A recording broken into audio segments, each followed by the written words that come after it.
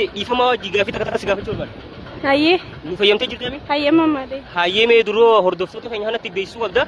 Maqaan kan kee maal jedhama? Maqaan kee? Maqaan isii hordoftoota jedhaniiti yaaman. Nurraa dhiisaa. Hayyee mee ati nyaata akkam nyaata hundura nyaachuu feeta? Nyaanni ni? Nyaata isin hordoftoota kiyya paastaa suuree nyaachuu feeta isinaatu beekan nurraa dhiisaa. Hayyee mee ati dhiira akkamitti heerumuu barbaadda?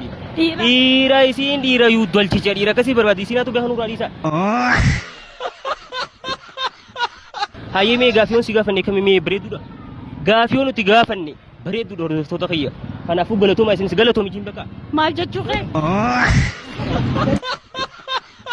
Gaaf tokko namticha gurra Dhaabun dabarsini. Assalaamu alaykum wa rahmatullahi wa gurraacha tokko galatoomi jiin bakka. Si gaafanne kami mee bareedduudha?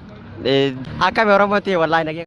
Maqaan isaa hordoftoota keenya dammaqaa jedhanii yaamani sanaatu beekan nurraa dhiisaa. Piraankiin arraan tana Oromooti galatoomi jiin bakka. Maaliin galatoomi jaan? Maaliin galatoomi jaan? Pirankii arraan tana arjuun irra nu dalageetan kamoon kota. Hayyee mee dhiira dhiifama wajji gaafii takka takka si gaafachuu barbaada. Gaafadhu hayyee. Nu fayyamtee jirtami? Hayyee mee duruu hordoftoota keenya kanatti beeksisuu qabda. Maqaan kan kee maal jedhama? Maqaan isaa hordoftoota keenya Akambala jedhaniiti yaamani sanaatu beekan nurraa dhiisaa. Hayyee mee ati nyaata akkam nyaata hundura nyaachuu feeta mee nyaata? Nyaata inni nyaata ispeeshaala qeema nyaachuu fedhe sanaatu beeka nurraa dhiisaa. Hayyee mee ati dhalaa akkam fuudhuu feeta meeti dhalaa? Dhalaa inni dhalaa mataa gaji ka mataan si ka qoree nama duru dhalaa akkasii fedhe sanaatu beeka nurraa dhiisaa. Hayyee mee gaaffiiwwan si gaafanne kami mee bareedduudha?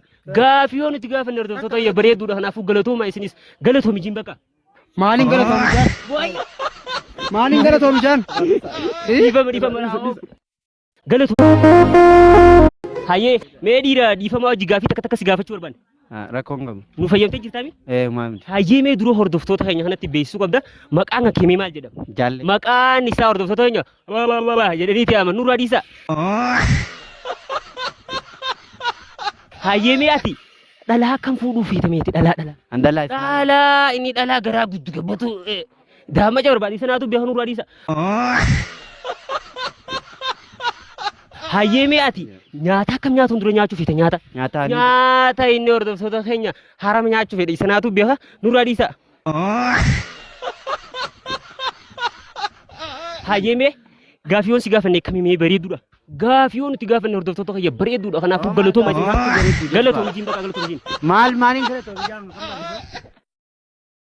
Dhiira isiin dhiira gabaabaa gubbarraa nu taaluu dandeessi. Moo maalti singee? Moo malage pirankii arraan tana nama godhu yaana kamoon kottanuun. Hayyee mee adde dhiifama wajji mee gaafii takka takka si gaafachuu barbaanne. Hayyee. Nu fayyamtee jirtami? Hayyee mee kaameeraan nu mul'atu. Hayyee mee duroo hordoftoota keenya kanatti beeksisuu qabda. Maqaan kan kee maal jedhama? Maqaan isii hordoftoota keenya inta mundurree jedhaniiti yaaman. Anuuniin beekan nurraa dhiisaa. Hayyee mee ati nyaata akkam nyaata hundura nyaachuu feeta nyaata? Nyaata isii nyaata hundura nyaata ispeeshaala biddeena gaanjaa nyaachuu feeta isinaatu beekan nurraa dhiisaa. Maal taate? Hayyee mee ati dhiira akkamitti heerumuu barbaadde mee dhiira? Dhiira isiin dhiira gabaabaa gubbarraa nu taaluu dandeessi. Moo maalti singee? Moo malage